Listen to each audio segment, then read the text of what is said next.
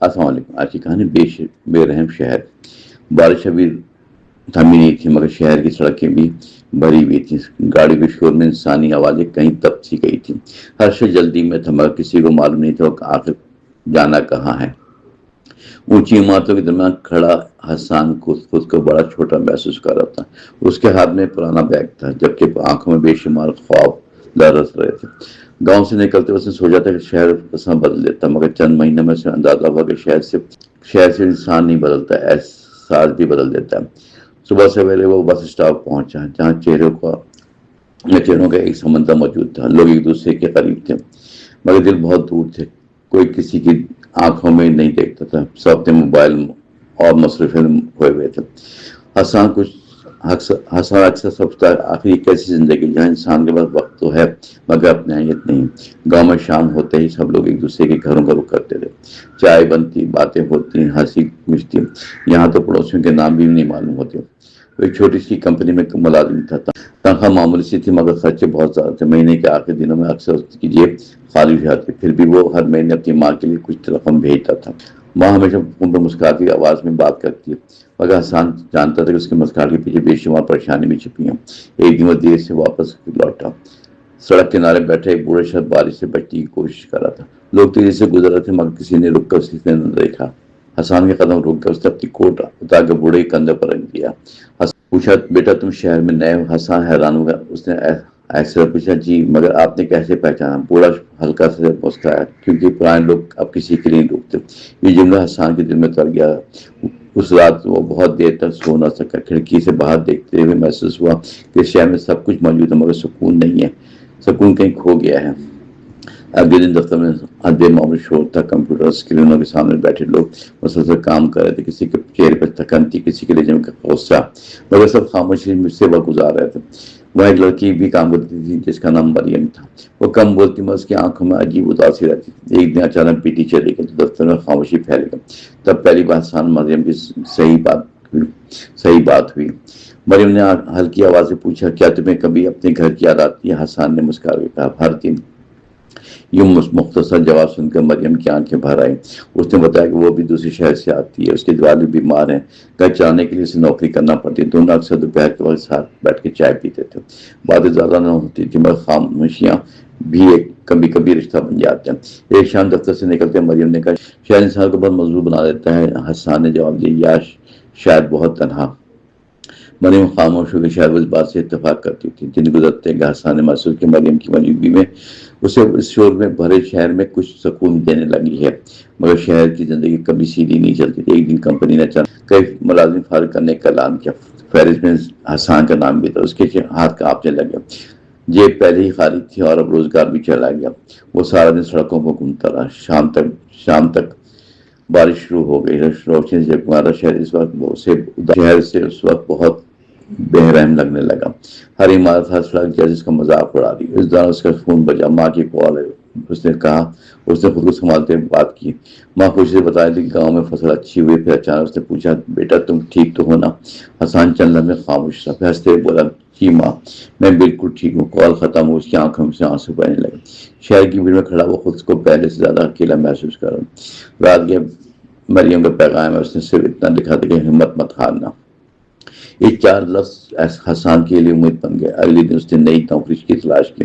کئی دفاتر کیا. کئی جگہوں پر کام ملا. کہیں تجربہ کم تھا. کہیں سفارش نہ تھی مگر وہ ہارا نہیں. ایک دن سے کتابوں کی دکان پر کام مل گیا. تنخواہ کم تھی مگر ماحول پرسکون تھا. وہاں شور نہیں تھا. صرف کتابوں کی خوشبو اور خاموشی تھی. حسان کا وہاں عجیب سکون ملنے لگا. لوگ کتاب خریدنے آتے. چند لمحے بات کرتے پھر چلے جاتے. ایک بوڑھی خاتون روز شام کو آتے شاعری کی کتاب دیکھتے. ایک بچہ ہر ہفتے نئی کتاب خریدتا. یہ چھوٹی چھوٹی چیزیں حسان کے دل کو نرم کرنے لگی. ایک دن مریم بھی دکان پہ آ گئی. اس نے حیرت سے دیکھتے ہوئے کہا یہ جگہ تو بہت خوبصورت ہے. حسان مسکرا دیا شاید کیونکہ یہاں شور کم ہے. دونوں کافی دیر تک کتابوں کے درمیان بیٹھے رہے. اس دن پہلی بار مریم نے کھل کر ہنسا. حسان کو محسوس ہوا جیسے شہر کی سخت دیواروں میں ایک چھوٹی سی کھڑکی کھل گئی ہو. مگر زندگی ہمیشہ آسان نہیں ہوتی. چند دن بعد مریم کے والد کی طبیعت بہت زیادہ خراب. اسے اپنے شہر جانا پڑ گیا. ریلوے اسٹیشن پر شدید رش تھا. لوگ ایک دوسرے سے ٹکرا رہے تھے. اعلانوں کی آوازیں گونج رہی تھی. مریم نے جاتے ہوئے صرف اتنا کہا اپنا خیال رکھنا. حسان نے سر ہلایا مگر دل بہت بھاری تھا. ٹرین آہستہ آہستہ چلنے لگی. مریم کھڑکی سے باہر ہاتھ ہلاتی رہا اور پھر بھیڑ میں اجھل ہو گئی. اس دن کے بعد شہر پہلے جیسا نہ رہا. وہی سڑکیں تھیں, وہی عمارتیں, مگر ہر چیز زیادہ ویران محسوس ہو رہی تھی. حسان رات کو اکثر چھت پہ چلا جاتا. دور دور تک روشنی پھیلی ہوتی مگر اسے لگتا جیسے ہر روشنی کے پیچھے کوئی اداسی چھپی ہوئی ہے. ایک رات اسے بوڑھے شہر کی بات دوبارہ یاد آئی. پرانے لوگ اب کسی کے لیے نہیں رکتے. حسان نے فیصلہ کیا خود کو اس شہر جیسا نہیں بننے دے گا. اگلے دن اس نے اپنے آس پاس کے لوگوں پر توجہ دینا شروع کی. دکان کے سامنے بیٹھے فقیر کو روز کھانا دینے لگا. پڑوس میں رہنے والی خاتون کے لیے دوائی لے آتا تھا. کبھی کسی بچے کو کتاب تحفے میں دے دیتا. آہستہ آہستہ سے محسوس شہر مکمل طور پر بے رحم نہیں ہوتا. کبھی کبھی چھوٹی سی مہربانی بھی اندھیر میں روشنی بن جاتی ہے. مہینے گزرتے گئے. ایک دن اچانک سے مریم کا خط آیا. اس نے لکھا تھا اس کے والد بہت بہتر ہے مگر وہ ابھی واپس نہیں آ سکتے. خط کے آخر میں ایک جملہ لکھا تھا, تم نے مجھے سکھایا کہ شہر میں رہتے ہوئے انسان رہا جا سکتا ہے. یہ جملہ پڑھ کر حسان دیر تک خاموش بیٹھا رہا. اس کے چہرے پر ہلکی سی مسکراہٹ آ گئی. اس نے کھڑکی کھولی. باہر وہی شہر تھا, وہی شور, وہی بھیڑ, مگر آج سے کچھ مختلف محسوس ہو رہا تھا. شاید مسئلہ شہر میں نہیں تھا. شاید مسئلہ یہ تھا کہ لوگ اپنے دلوں کے دروازے بند کر چکے تھے. حسان نے آسمان کی طرف دیکھا. دل بادل آہستہ سے ہٹ رہا تھا. دور کہیں صبح کی پہلی روشنی نمودار ہو رہی تھی. اس نے دل ہی دل میں سوچا زندگی خواہ کتنی مشکل کیوں نہ ہو, اگر انسان اپنے اندر کی نرمی بچا لے تو شہر بھی کوئی مکمل اندھیرا نہیں رہتا. اس امید کے ساتھ وہ دوبارہ اپنی روزمرہ زندگی کی طرف لوٹ گیا. اب بھی مشکلات تھی, خرچے تھے, تھکن تھی, مگر اس کے اندر ایک نئی روشنی پیدا ہو چکی تھی. وہ جان چکا تھا کہ شہری زندگی صرف عمارتیں اور سڑکوں کا نام نہیں, یہ بے شمار ادھورے خوابوں چھپے ہوتے ہیں. ان تکلیفوں اور خاموش امیدوں کا مجموعہ ہے. ہر شخص یہاں کسی نہ کسی درد کے ساتھ جیتتا ہے. کوئی اپنے خاندان سے دور رہتا ہے, کوئی اپنی خواہشات سے, کوئی اپنی دولت کے پیچھے بھاگ رہا ہوتا ہے, کوئی صرف سکون تلاش کر رہا ہوتا ہے. حسان آپ لوگوں کے چہروں کو غور سے دیکھتا. اسے محسوس ہوتا کہ مسکراہٹ کے پیچھے کوئی نہ کوئی کہانی ضرور موجود ہے. ایک دن دکان کے باہر ایک بچہ بیٹھا تھا. اس کے ہاتھ میں پرانا سا سکہ تھا. اس نے معاشرے میں سے کہا, انکل اتنے پیسے میں کون سی کہانی ملے گی؟ حسان نے مسکرا کر اس نے بچے کو ایک خوبصورت کتاب دیا اور کہا یہ تمہارے لیے تحفہ ہے. بچے کی آنکھیں خوشی سے چمک اٹھی. وہ شکریہ ادا کر کے بھاگ گیا. اس لمحے حسان کو محسوس ہوا کہ خوشی ہمیشہ بڑی چیزوں میں نہیں ہوتی. کبھی کبھی کسی کی مدد بھی انسان کو اندر سے زندہ کر دیتی ہے. رات کو جب وہ اپنے کمرے میں واپس آیا تو کافی دیر ہو چکی تھی. وہ خاموش بیٹھا تھا. باہر شہر کا شور پہلے کی طرح موجود تھا مگر اب وہ شور اسے اتنا خوفناک نہیں لگتا تھا. اس نے اپنی ماں کو فون کیا. کافی دیر تک دونوں نے باتیں کی. ماں کی آواز سن کر محسوس ہوا فاصلے چاہے کتنے ہی بڑھ جائیں محبت کبھی کم نہیں ہوتی. کال ختم ہونے کے بعد اس نے کھڑکی سے باہر دیکھا. سامنے بلند عمارتوں کی روشنیاں بھی جگمگا رہی تھیں.